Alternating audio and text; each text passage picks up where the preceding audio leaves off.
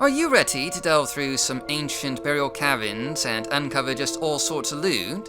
Well, today's Mother Day is just for you because we're taking a look at Zababi Expanded by JSP25. And despite the name here, this actually replaces Zababi, which was a smuggler's cavern in the vanilla game. And this replaces it with the Arabian and some burial caverns, which I'm probably mispronouncing. Out of all the Ashlander tribes, they are by far the hardest to pronounce here.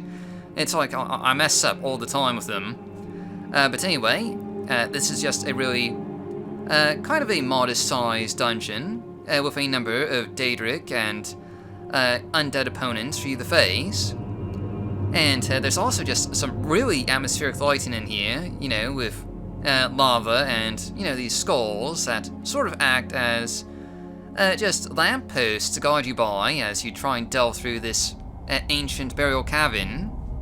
Allegedly, if you just delve deep enough, you might find the final resting place of St. Olms somewhere in these caverns, and well, you'll just have to, see that for yourself, because, of course, we're not going to be showing that off here. We don't want to spoil everything. But anyway, this is, again, about a mid-sized dungeon. I'd say there's maybe about 30 minutes of content, depending on how long it takes you to find everything. And I'd say this dungeon is geared towards mid-level characters, so, about level 12 through 13, you should be able to, fight through everything in here.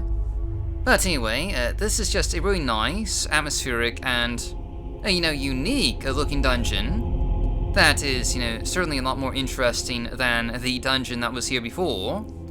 And I'd recommend just, checking it out for yourself. But anyway, that's our mod of the day, and as always, I've been your host, Dark Elf Guy. Thanks for watching. Stay safe, stay healthy, happy modding, and I'll see you all next time.